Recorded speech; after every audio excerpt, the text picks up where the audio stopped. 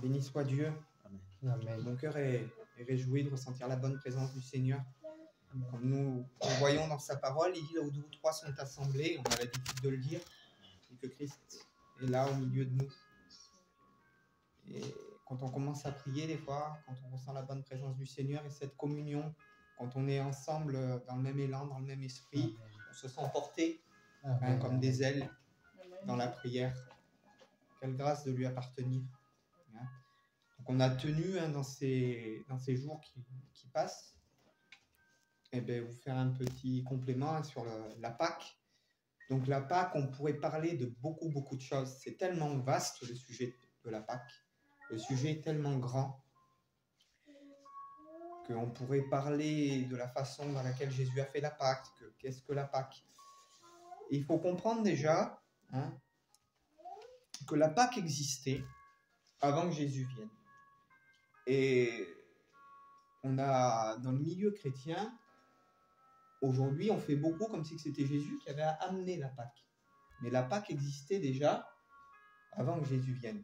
Moi, j'aimerais vous parler des origines de la Pâque et de superposer la Pâque qui a eu lieu au moment de la délivrance d'Israël et la Pâque qui a eu lieu quand Christ a été sacrifié. Et on va voir le parallèle entre les deux, et c'est vraiment un enrichissement pour nos vies, et ça va nous aider à comprendre plein de choses. La première question qu'on peut se poser, c'est pourquoi la Pâque? Quand on lit la parole de Dieu ou quand on écoute des choses, bien souvent les gens écoutent, mais ils ne se posent pas la question du pourquoi. Aujourd'hui, on écoute le pasteur, mais aujourd'hui, malheureusement, des fois, quand on demande mais pourquoi ça, pasteur, ou pourquoi ça, parce que c'est comme ça, ou parce que chez nous, c'est comme ça, mais il n'y a pas de profondeur de comprendre pourquoi, comment, et comment on en arrive à ça, et comment Dieu fait les choses aussi intelligemment. Dieu ne fait pas les choses n'importe comment. Si on veut comprendre les origines de la Pâque et pourquoi il y a eu Pâque, on ne peut pas parler de Pâque sans parler de l'esclavage qu'a subi le peuple d'Israël en Égypte. À l'origine de tout ça, il y a un jeune homme qui s'appelait Joseph, qui lui a été vendu par ses frères. Vous connaissez l'histoire. Et quand il va être vendu par ses frères, Dieu va se servir de lui pour devenir gouverneur de l'Égypte. Et il va avoir une grande famine dans le monde de l'époque. Et ce qui va se passer, c'est que tous les frères de Joseph, qui avaient eu des enfants, etc., lorsqu'ils vont le reconnaître, à cause de cette famine, vont venir habiter le pays d'Égypte. Et pendant un grand nombre d'années, le peuple d'Israël va grandir dans le pays d'Égypte et va s'installer dans une région qu'on appelle Goshen. Et ce peuple va se multiplier, va grandir. Et la Bible nous dit, jusqu'à ce qu'il y avait un pharaon qui n'avait pas connu Joseph, donc il y a plusieurs pharaons qui se sont succédés, jusqu'à ce qu'il y ait un pharaon qui n'ait pas connu Joseph, qui va mettre un joug sur le peuple hébreu, parce qu'il voyait que le peuple hébreu est en train de se multiplier, et il se dit, si un jour ce peuple-là se retourne contre nous, c'est eux qui vont prendre le contrôle et le pouvoir. Donc Israël va tomber en esclavage. Et pendant son esclavage, ce fameux pharaon va dire qu'on tue tous les premiers-nés mâles d'Égypte, tous les garçons. On pouvait sauver les filles, on devait tuer les garçons. Et par une grâce de Dieu, Moïse, vous connaissez l'histoire, va être épargné. Et Moïse va être le libérateur que Dieu va susciter pour libérer Israël. Vous trouvez ça dans Exode 3, donc quand Moïse a fui en Canaan, il s'est marié avec une femme qui s'appelle Rebecca. Séphora. C'est Séphora. Et il avait un beau-frère qui s'appelait Jéthro, il était devenu berger. Et quand Moïse gardait le troupeau, à un moment donné, on a la vision du buisson ardent, Moïse voit un buisson. Et Dieu parle à Moïse dans ce buisson, Exode 3, verset 7, et c'est la raison ça de la Pâque, c'est ce qui va provoquer la Pâque. On dit pourquoi Pâque? L'Éternel dit à Moïse, j'ai vu la souffrance de mon peuple qui est en Égypte. J'ai entendu les cris que lui font pousser ses oppresseurs. Car je connais les douleurs, je suis descendu pour le délivrer de la main des Égyptiens et pour le faire monter dans ce pays bon et vaste, dans un pays où coule le lait et le miel, dans les lieux qu'habitaient les Cananéens, les Amoréens, les Phéréziens, les Jébusiens. Voici les cris d'Israël sont venus jusqu'à moi. J'ai vu l'oppression que leur font souffrir les Égyptiens. Maintenant va, je t'enverrai auprès de Pharaon, et tu feras sortir d'Égypte mon peuple, les enfants d'Israël. Ce qui va provoquer la Pâque, c'est le désir de Dieu d'aller libérer ses enfants qui sont sous l'esclavage. Et cet esclavage-là était un esclavage physique. L'Égypte, à l'époque, nous représentait, c'était la pointure au niveau technologique, au niveau médical, au niveau tout ce que vous voulez. L'Égypte représente réellement le monde d'aujourd'hui. C'était la plus grande puissance mondiale, c'était le summum. Et Israël était tombé esclave des dieux égyptiens, des coutumes égyptiennes. Malgré qu'ils priaient encore Dieu, il y avait beaucoup de païanisme qui était rentré chez Israël. Et Israël priait quand même Dieu en disant « Seigneur, tu es le Dieu de nos pères, viens faire quelque chose pour nous. » Et les cris et la souffrance d'Israël au milieu d'un monde corrompu, parce que c'est ça, c'était au milieu d'un monde corrompu, au milieu d'un esclavage. L'esclavage, c'est une chose, mais il y avait aussi le monde autour d'eux. Il faut savoir que les Égyptiens avaient plein de coutumes très étranges, ils étaient idolâtres à un point, et Israël, au milieu d'un peuple idolâtre, au milieu de coutumes idolâtres, au milieu de choses vraiment trop évoluées. Quand on dit évoluer, c'est le monde en réalité.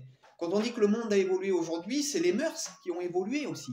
Et les mœurs des Égyptiens avaient tellement évolué, tout avait tellement évolué, qu'en réalité, tout ce qui était spirituel était en train de mourir et d'être étouffé à ce moment-là. Et la délivrance que Dieu va opérer, c'est une délivrance physique, mais c'est aussi une délivrance spirituelle. Et on le voit parce que quand Dieu parle à Israël, lorsqu'Israël était dans le désert, il dit ne retournez pas en Égypte pour adorer encore leur Dieu ou pour vous réfugier sous les dieux de l'Égypte. Dieu rappelle toujours qu'il y avait les dieux de l'Égypte, parce que quand Israël était en Égypte, ce qui dominait, c'était les dieux égyptiens. Et ça, il faut bien le noter. Nous allons le voir ensemble. Vous savez qu'il y a toutes les plaies d'Égypte qui se passent. Et dans Exode 11, je ne vais pas le lire parce que ce serait long, nous voyons l'Éternel qui dit à Moïse, il dit, je vais faire venir encore une dernière plaie, tu vas aller voir Pharaon et tu vas lui expliquer,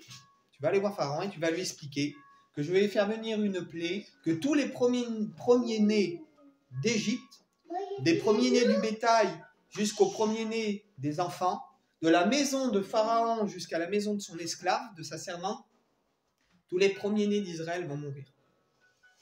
Et Pharaon va encore endurcir son cœur.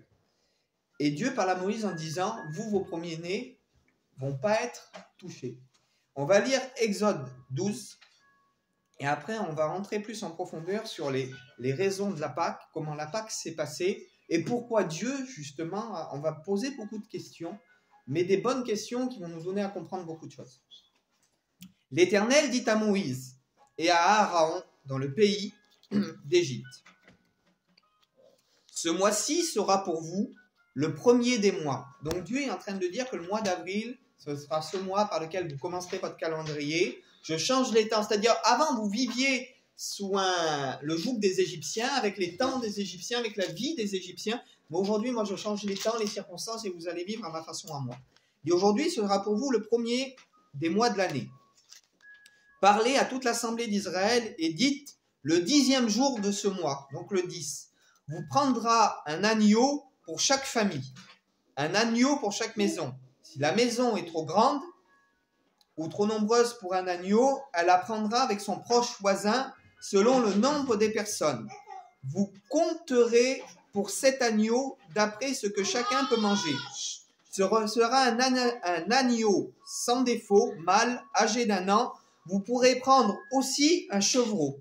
Donc un agneau ou un chevreau. Et on va faire la note parce qu'on dit toujours l'agneau, il y a l'agneau, mais on ne parle jamais du chevreau. Pourtant Dieu dans la Pâque autorisait de prendre un chevreau, mais vous allez comprendre pourquoi.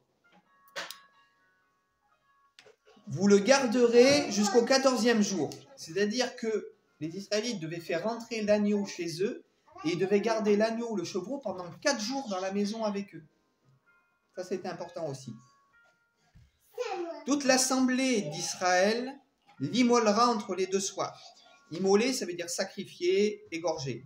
On prendra son sang, On le mettra sur les poteaux des portes, des linteaux, des maisons où on le mangera. Cette même nuit, on en mangera la chair, rôtie au feu. On la mangera avec des pains sans levain et des herbes amères. Vous ne le mangerez pas à demi-cuit, ni bouilli dans l'eau, mais il sera rôti au feu avec la tête, les jambes et l'intérieur. Vous n'en laisserez rien jusqu'au matin. Et s'il en reste quelque chose le matin, vous le brûlerez au feu. Quand vous mangerez, vous aurez vos reins sains, vos souliers aux pieds et votre bâton à la main. Et vous le mangerez à la hâte, car c'est la Pâque de l'Éternel. Le mot Pâque en hébreu, ça se dit Pessah, et ça veut dire passer outre, c'est-à-dire aller au-delà. C'est-à-dire que Dieu avait prévu de tuer tous les premiers-nés, mais à cause du rituel que vont faire les Israélites, Dieu va aller au-delà des maisons des Israélites et ne va pas s'arrêter sur les maisons là où il y avait le sang sur les linteaux. Ça veut dire passer outre. C'est-à-dire quand je vois une maison sur laquelle a été fait Pessah, je dois passer outre. C'est ça que ça veut dire. Cette nuit-là, je passerai dans le pays d'Égypte. Et notez bien dans vos Bibles, le verset 12. Cette nuit-là, je passerai dans le pays d'Égypte, je frapperai tous les premiers-nés jusqu'aux animaux, etc. Et j'exercerai. Et ce passage-là, beaucoup de gens s'y arrêtent pas, beaucoup de gens l'ont survolé des dizaines et des centaines de fois sans s'y arrêter, mais c'est dans ce passage-là que se trouve même le principe de Pâques. J'exercerai, dit, ce soir-là, j'exercerai des jugements contre tous les dieux de l'Égypte. Je suis l'Éternel, le sang vous servira de signe sur les maisons où il sera versé. Pourquoi je vous demande de noter ce verset? Dieu est en train de dire que la Pâque qui est en train d'être opérée, c'est un jugement que Dieu est en train d'exercer contre les dieux égyptiens. Et avant d'être une délivrance, avant que la délivrance soit opérée, Dieu, au travers ce qu'il va faire pour Pâques, va ridiculiser les dieux égyptiens. C'est Dieu qui va venir affronter lui-même, se battre lui-même spirituellement contre les dieux égyptiens. Il faut savoir que les 10 plaies d'Égypte ont pour but, parce que Dieu aurait pu libérer le peuple comme ça, sans qu'il y ait 10 plaies. Pourquoi les 10 plaies d'Égypte? Et pourquoi les 10 plaies d'Égypte se finissent par la Pâque? Et Dieu dit au travers de cette Pâque, je vais ridiculiser les dieux égyptiens. Il dit le passage, il dit, j'exercerai mes jugements, il dit des jugements contre tous les dieux de l'Égypte, car je suis l'Éternel. Il faut savoir que chaque plaie d'Égypte est liée directement face à face avec un dieu égyptien. Vous prenez la multiplication des grenouilles, je vous donne un exemple. Dans les dieux égyptiens, il y a un dieu, une déesse qu'on appelait Eket. Et Eket, c'est une déesse avec une tête de grenouille. Donc leur déesse qui avait une tête de grenouille aurait dû protéger les Égyptiens contre l'invasion des grenouilles. Et quand les grenouilles se sont multipliées partout, Dieu était en train de dire aux Égyptiens, ils sont où vos dieux que vous vénérez, vos dieux que vous priez, vos dieux pour qui vous sacrifiez des enfants, vos dieux pour qui vous faites des choses abominables. Il y avait toutes sortes de cultes, etc. On faisait des cultes à la mort, des cultes aux choses vulgaires, sans entrer dans les mots. Vous savez de quoi je parle. Et tous ces cultes-là étaient célébrés par des choses immorales. Et Dieu, quand il envoie les grenouilles, il est en train de dire, mais votre Dieu, là, avec une tête de grenouille que vous vénérez, il ne devrait pas empêcher les grenouilles de venir sur vous et de faire tout ça? Au travers toutes les plaies d'Égypte, Dieu ridiculise un à un les dieux égyptiens. Et ça, c'est important de le noter. Vous avez aussi, à un moment, vous verrez les dieux égyptiens, les sarcophages, ils sont comme ça, et ils tiennent dans les mains un bâton comme un bâton un peu en forme de S, vous voyez, ouais, de serpe, et dans l'autre main, ils tiennent comme un fouet avec des petites tiges. Ce fouet, alors, Dieu c'est un génie parce qu'il s'est moqué des Égyptiens à un point inestimable.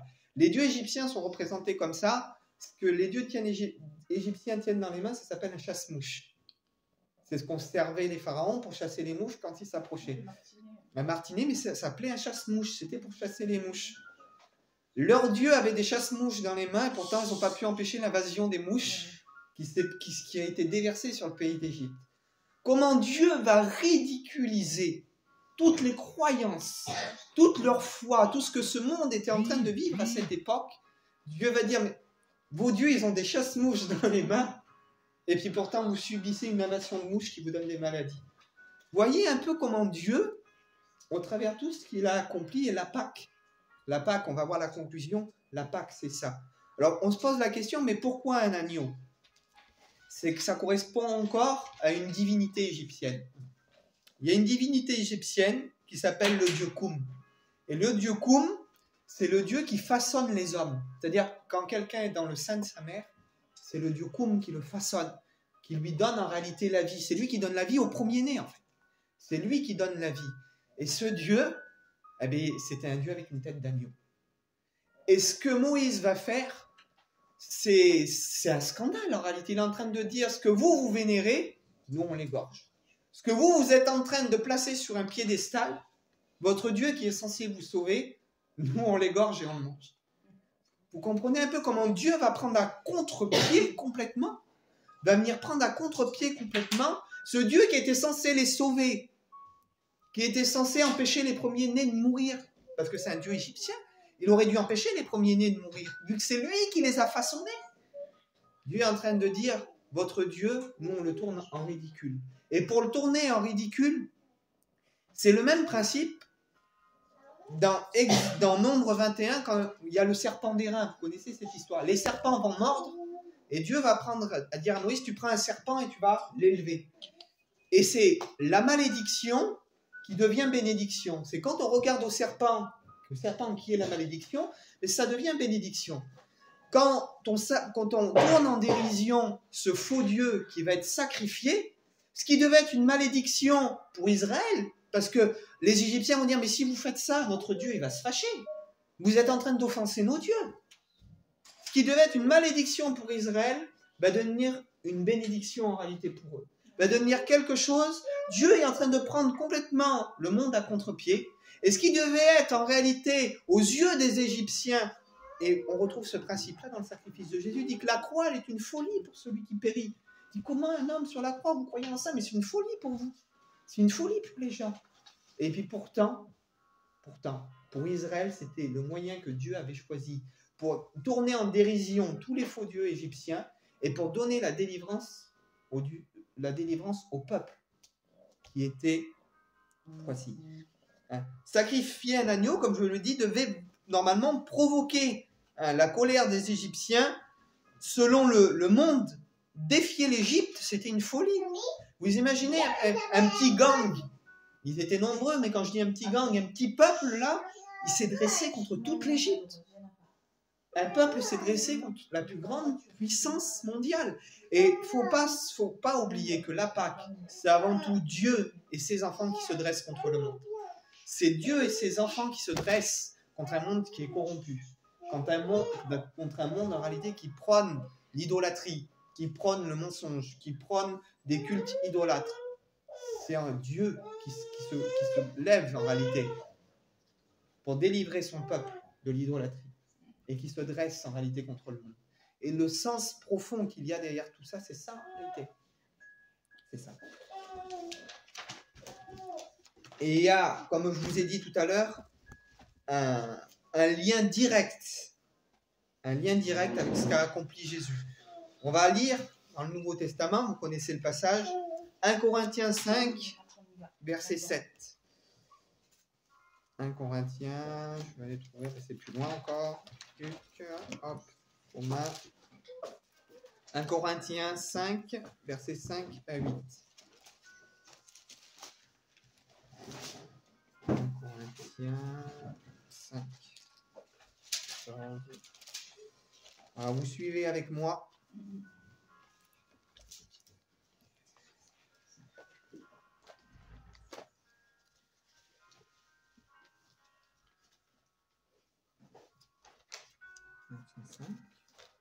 Ah oui, verset 7. On va lire à partir du verset 6. c'est bien à tort que vous vous glorifiez. Ne savez-vous pas qu'un peu de levain fait lever toute la pâte? Donc là, Paul est en train de faire référence au jour de Pâques où on devait manger l'agneau sans qu'il y ait de levain. On devait débarrasser sa maison. Donc vous voyez que Paul, dans tout ce qu'il parle, il fait toujours référence à l'Ancien Testament. Il dit, ne savez-vous pas qu'un peu de levain fait lever toute la pâte? Faites disparaître le vieux levain. Et là, il prend ça dans un sens spirituel. Afin que vous soyez une pâte nouvelle, puisque vous êtes sans levain, car Christ, donc le oint, le Messie, notre Pâques a été immolé.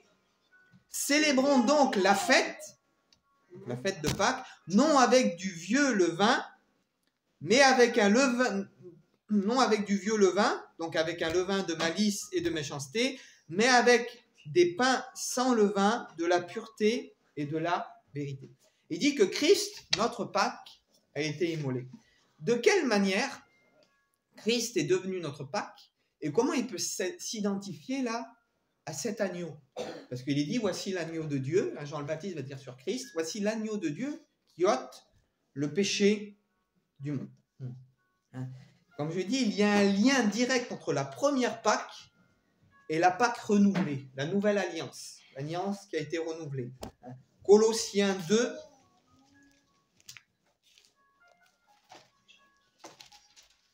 Colossiens 2, c'est après Corinthiens. Colossiens 2, chapitre 2, verset 13.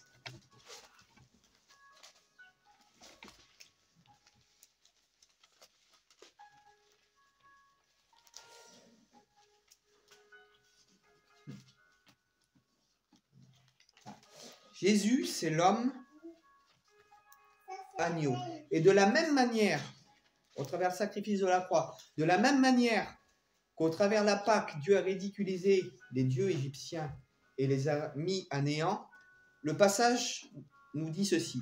Vous qui étiez morts par vos offenses et par l'incirconcision de votre chair, il vous a rendu la vie avec lui, donc avec Christ, en vous faisant grâce pour toutes vos offenses. Il a effacé l'acte des ordonnances qui nous condamnaient et qui subsistaient contre nous. Il l'a éliminé en les clouant à la croix. Verset 15. Il a dépouillé les dominations et les autorités et les a livrées publiquement en spectacle en triomphant d'elles par la croix. On a le même schéma. Que Christ qui est mort le jour de Pâques a ridiculisé les faux dieux, les autorités qui régnaient à ce moment-là et dans le monde spirituel. Vous voyez qu'il y a le même schéma. Comme Dieu a ridiculisé les dieux égyptiens au travers de la Pâque, au travers de la nouvelle Pâque, il dit que Dieu a dépouillé les autorités, les dominations, et il les a livrées publiquement en spectacle. Jésus, donc l'homme agneau. Comme on a vu que l'agneau devait être normalement une malédiction qui aurait dû se retourner contre les Hébreux, parce que c'était l'image d'un dieu égyptien qui était sacrifié, nous allons voir dans Romains 8, donc venez dans Romains 8, c'est juste après les Actes des Apôtres. Voilà, un texte que vous connaissez bien. Et nous allons voir Romains 8, c'est exactement le même schéma que je vous ai expliqué. L'agneau qui devait être une malédiction, qui est devenu en réalité une bénédiction. Romains 8, verset 1. Vous connaissez ce passage qui dit « Il n'y a donc maintenant aucune condamnation pour ceux qui sont en Jésus-Christ. En effet, la loi de l'esprit de vie m'a affranchi de la loi du péché et de la mort. Car chose impossible à la loi, parce que la chair la rendait sans force. » Là, il nous dit que la loi que Dieu avait donnée au Sinaï ne pouvait pas nous libérer de la loi du péché, parce que notre chair la rendait sans force. Il dit que la loi de l'Éternel est parfaite et elle restaure l'âme. La loi que Dieu avait donnée, c'est son exigence. L'exigence de Dieu, elle est parfaite, parce que Dieu est parfait. Mais nous sommes des hommes imparfaits, parce que nous sommes nés d'un corps de chair. Et cette malédiction que nous avons dans notre chair nous empêche d'accomplir la loi, nous empêche d'accomplir ce que Dieu attend de nous. Et il dit que la loi ne pouvait pas nous rendre parfaits parce que notre chair la rendait sans force. Écoutez ce qu'est le passage qu'il dit. Il dit « Dieu a condamné le péché dans la chair en envoyant à cause du péché son propre Fils dans une chair semblable à celle du péché. » Donc si je dis que la malédiction vient de la chair et que ma chair est une chair de péché, il dit que Dieu a envoyé son Fils dans la même chair que la mienne, dans une chair qui est semblable à la chair du péché. Et là, on a l'image hein, de cette malédiction. Christ s'est fait malédiction pour nous. Il a pris une chair qui était vouée au péché, mais lui, il a réussi à vivre dans cette chair qui était vouée au péché sans péché. Il a amené le but à la perfection. Écoutez.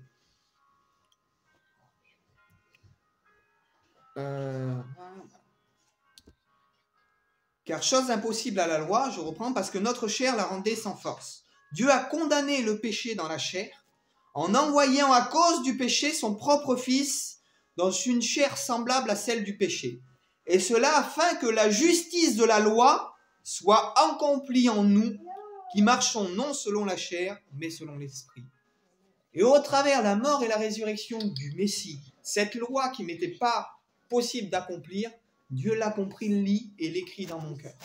Ça devient logique pour moi, parce que Dieu met dans mon cœur, selon la prophétie d'Ézéchiel, je mettrai en vous un esprit nouveau. Je ferai en sorte que vous suiviez mes ordonnances. Je mettrai en vous mon esprit. J'ôterai, dit le cœur de pierre, et je mettrai un cœur de chair, capable d'aimer. Et ça, c'est la Pâque renouvelée. La première Pâque, c'était une délivrance physique, mais aussi spirituelle par rapport au joug de l'Égypte, par rapport à la mentalité de tous ces faux dieux, et malgré qu'Israël a gardé des stigmates de ce qu'il avait subi en Égypte. La délivrance a eu lieu, mais ils ont toujours voulu retourner en arrière. Seulement quelques-uns ont gardé la foi. Et vous voyez que dans le monde évangélique, c'est un peu pareil. C'est que des gens profèrent Christ, disent que Christ est leur Pâque, disent que Christ les a libérés, et pourtant ils gardent toujours des liens attachés au péché. Des liens attachés à beaucoup de passion, des liens attachés à l'argent, on trompe les gens, des liens attachés à la fausseté, des liens attachés à la médisance, on peut mettre ce qu'on veut. Alors on dit, oui, mais Israël avait, nous on est plus qu'Israël à l'époque, nous on a Christ, mais si tu ne fais pas disparaître le vieux levain, si tu gardes toujours ton ancienne attitude, si tu n'as pas été transformé réellement, ou si tu as été transformé mais que tu retournes en arrière, tu es comme Israël qui était resté en Égypte. Ah oui, tu as subi la délivrance, entre guillemets, tu viens, tu fêtes Pâques, tu fais comme si tu ne fêtais pas Christ, notre Pâques, tu le cries, mais est-ce que tu le vis réellement? Et ça, c'est un autre domaine. Mais on a le même schéma en réalité. C'est que ce qui a été, malgré que Christ, au travers de la nouvelle alliance, nous a donné la nouvelle naissance, le Saint-Esprit et de multiples choses, beaucoup ont du mal à rentrer pleinement dans cette alliance. Beaucoup ont du mal pleinement à réaliser toute l'importance de ce sacrifice, de réaliser toute l'importance de la délivrance du péché, la délivrance de la mort, l'affranchissement que Christ, en réalité, nous a fait.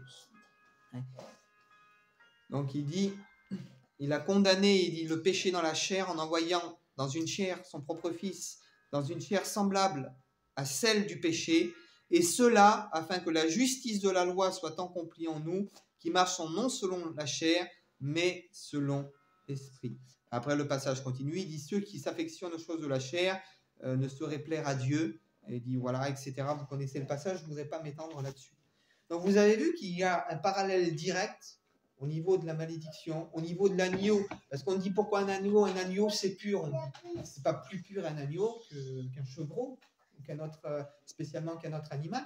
Hein. Quand on était, quand il y avait le tabernacle, tout ça, on sacrifiait des bœufs aussi. Alors, est-ce qu'un bœuf est plus pur qu'un agneau? Il n'y a pas plus de différence l'un dans l'autre en réalité. Mais c'est que l'agneau à l'époque, comme je dis, est venu prendre à contre-pied complètement les croyances égyptiennes. Et c'était vraiment pour châtier les Égyptiens et pour leur montrer qu'en réalité, leur Dieu n'avait aucun pouvoir et aucune puissance. Et quand Jean le Baptiste identifie Jésus, il identifie Jésus comme celui qui va être malédiction pour nous et qui va venir ôter le péché du monde. Il dit, Isaïe 53, il a été blessé pour nos péchés, brisé pour nos iniquités. Il y a même un passage du Nouveau Testament qui dit, maudit quiconque est pendu au bois. Donc, excusez-moi, mais Jésus n'a pas été béni. Jésus, il a été maudit. Il a été maudit pour que nous soyons bénis. Il a été maudit pour nous. Jésus, il n'était pas beau sur la croix. Il dit que son aspect était semblable à celui d'une pierre. Les épines qu'on a mis dans sa tête, c'était des épines vénéneuses. Sa tête, elle a gonflé. On y a mis un sac sur la tête, on a frappé sur son visage jusqu'à ce que son visage ait plus de forme. Jésus, c'était pas un agneau, c'est trop beau, un petit agneau. Non, Jésus, c'était l'image de la malédiction. L'image, le summum même de la malédiction. Autant que le péché est capable de déformer une âme, autant le corps de Jésus a été déformé sur la croix à cause de nos péchés.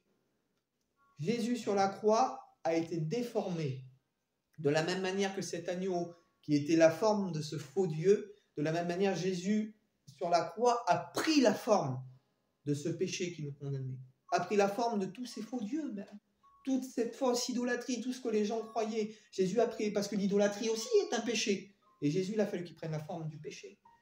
Et c'est ça l'agneau, c'est venir prendre la forme de tout ce qu'il y a de plus, en réalité, mauvais, entre guillemets, de tout ce qu'il y a de plus, comment je peux dire, de plus idolâtre, pour venir en réalité prendre le monde à contre-pied, pour venir porter ce qui est mal, pour venir le transformer en réalité en bien. Et dit que Dieu a châtié son propre fils. Il l'a mis dans une chair semblable à celle du péché. Et il est même dit que Jésus est venu dans le corps d'un homme, il dit il est né d'une femme née sous la loi. Parce qu'il a fallu qu'il accomplisse toute la loi. Et ça, c'est important. Autre petit... voilà. Il vient dans une chair de péché, donc malédiction. La chair rendrait la loi de Dieu sans force, comme nous l'avons vu. Christ vient dans une apparence de malédiction, de péché, pour anéantir le péché, afin que la justice de la loi soit accomplie en nous. Nous allons lire un dernier passage. Jésus lui-même a fêté ce que l'on appelle Pâques. Ce que l'on appelle la Pâque. Alors, il y en a qui disent, oui, Christ c'est notre Pâque, il ne faut pas faire Pâques. Chacun est libre de penser ce qu'il veut. Et si on a envie de faire un repas, de se souvenir qu'il est notre agneau, on s'en souvient tous les jours, et de prendre un temps, de s'arrêter. Vous savez, on fait quelque chose à Pâques qui est intéressant, c'est que normalement on mange des pains sans levain, donc sans levure, et s'il reste du pain avec de la levure, on doit le mettre de côté, et à la fin on fait un feu et on le brûle. Et quand on brûle ce pain avec la levure, on fait une prière à Dieu en disant, qu'est-ce que dans mon âme ou dans ma vie peut être représenté comme ce levain qui fait gonfler? Est-ce que j'ai de l'orgueil? Est-ce qu'il me reste encore parfois un peu de méchanceté, un peu d'amertume? Ça peut être n'importe quoi. Et quand on jette ce morceau de pain au feu, on le tient, et on dit, Seigneur, que ça, tu vois ce qu'il y a en moi qui est mauvais, qui peut être représenté par ça. Et le feu, vous savez, c'est représenté par le Saint-Esprit aussi. Le Saint-Esprit vient, il consume. Le Saint-Esprit, c'est un feu qui consume. Et lorsqu'on le jette dans ce feu, on peut dire, Seigneur, que ton esprit consume en moi encore ce qui ne va pas. Et c'est bon de venir aux racines aussi des choses, de se poser. Parce qu'aujourd'hui, on fait tellement les choses par coutume, par habitude. On prend la Sainte Seine, bien sûr que la Sainte Seine, c'est une image de Pâques aussi. On prend la Sainte Seine tellement rapidement. Alors que quand on s'arrête et qu'on fait un vrai repas, comme un repas de Pâques par exemple, et qu'on considère vraiment les choses, quand on s'arrête vraiment sur les choses, ça prend une autre dimension et ça prend une autre valeur. Matthieu 27, verset 7. Donc là, il est dit que, c'est l'apôtre Paul qui parle, « Soyez mes imitateurs, comme je le suis moi-même, de Christ. » Donc la façon dont Jésus a vécu, nous devons nous appliquer à vivre aussi de la même façon, je pense. Il est dit, Matthieu 27, 7, non, pas Matthieu 27, Matthieu 22, excusez-moi, Matthieu 22, verset 7. Je vais y arriver.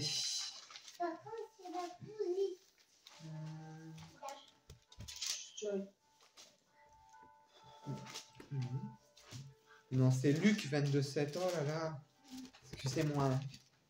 J'ai tellement bien marqué que j'ai du mal à me relire. Luc 22, 7. On va y arriver. Non, ça va. Luc 22, 7. Donc vous avez vu ce que j'ai dit. Paul dit, soyez mes imitateurs, comme moi je le suis de Christ. Ce que Jésus a vécu, nous devons nous efforcer d'être à son image et de vivre comme lui. Écoutez ce que Jésus dit. Le jour des pains sans levain, où l'on devait immoler la Pâque, arriva. Jésus envoya Pierre et Jean en disant, allez nous préparer la Pâque afin que nous la mangions. Ils dirent, où veux-tu que nous la préparons? Il leur répondit, voici, quand vous serez entrés dans la ville, vous rencontrerez un homme portant une cruche d'eau, suivez-le. Ils entrèrent là où ils entrèrent, et vous direz au maître de la maison, le maître te dit un lieu pour manger la Pâque avec mes disciples, il te montrera une grande chambre haute, meublée, etc., etc. Donc vous connaissez, c'est la chambre haute qui est trouvée. Verset 14, l'heure étant venue, et il se mit à table avec ses apôtres avec lui. Et il leur dit, j'ai désiré vivement manger cette Pâque avec vous. Donc, il y en a beaucoup qui disent, il ne faut pas faire Pâques, c'est Christ notre Pâque. Si vous voulez, ce n'est pas une obligation. Mais Jésus lui-même a honoré la Pâque et Jésus lui-même a fait la Pâque. Jésus aurait très bien pu dire, on ne va pas faire la Pâque, ça ne sert à rien, aujourd'hui c'est moi la Pâque. On ne fait pas la Pâque, ça ne sert à rien, c'est moi la Pâque et vous n'avez pas besoin de le faire. Jésus a dit, j'ai désiré, c'est un désir qui est sorti du cœur de Jésus quand même. J'ai désiré vivement manger cette Pâque avec vous. En ceux qui ne la font pas, vous comprenez bien que ça ne touche pas au salut, ce n'est pas parce qu'on ne fait pas Pâques qu'on va être sauvé ou perdu. Mais je pense que pour ceux qui auraient à cœur de le faire, il faut se priver de rien, tout est bon, de se réunir, de prier, de chercher Dieu. Hein? Il dit, j'ai désiré ardemment, il dit, manger cette Pâque avec vous. Car je vous le dis, je la mangerai plus jusqu'à ce qu'elle soit accomplie dans le royaume de Dieu. C'est-à-dire que quand Christ va nous revenir nous chercher, ce grand repas que nous ferons ensemble, ce sera aussi l'image de la Pâque. La Pâque accomplie dit, je ne la prendrai plus jusqu'à ce qu'elle soit accomplie dans le royaume de Dieu. Et c'est le même passage, il dit, ayant pris une coupe, il rendit grâce, il dit, cette coupe, et distribue-la entre vous, car je vous le dis, je ne boirai plus désormais de ce fruit de la vigne, jusqu'à ce que j'en boive du nouveau avec vous dans le royaume de mon Père, quand le moment sera venu. Donc cette coupe qui a institué la Sainte Seine, c'est cette coupe qui a été prise à Pâques aussi. Il dit, cette coupe, je ne la prendrai plus avec vous, jusqu'à ce que je la prenne de nouveau avec vous, dans le royaume de mon Père. Donc nous voyons une synthèse aussi, le repas qui sera fait dans le royaume de Dieu, ben, ce sera Pâques. Et selon la tradition juive aussi, ils disent que le Messie, quand il viendra, pour nous il est déjà venu, il s'est immolé à Pâques, mais quand il viendra ou quand il reviendra, ce sera certainement le jour de Pâques. Parce que pour eux, Pâques, c'est la manifestation de la plus grande fête qu'il y a, c'est la manifestation aussi du Messie. Parce que ça a été au départ la manifestation de Moïse, les 10 plaies d'Égypte, la délivrance, et la délivrance finale, où Christ va venir établir son règne, eh bien, généralement, selon la traduction aussi hébraïque, ça doit se faire à Pâques. Donc vous voyez toute l'importance de cette fête, et là on a exploré des notes qu'on n'a peut-être pas l'habitude d'entendre. C'est une bonne chose, on est souvent centré sur Jésus, qui est une très très bonne chose, Christ notre Pâques. Alors on détaille exactement le sacrifice de Jésus, que Jésus c'est notre Pâques, et c'est une réalité aussi. Mais on ne détaille pas pourquoi l'agneau, les origines de l'agneau, pourquoi l'agneau. C'était pour prendre à défaut justement toute l'idolâtrie et tout ce qui se faisait aussi à l'époque. Parce qu'un agneau n'est pas plus meilleur qu'un autre animal en fait.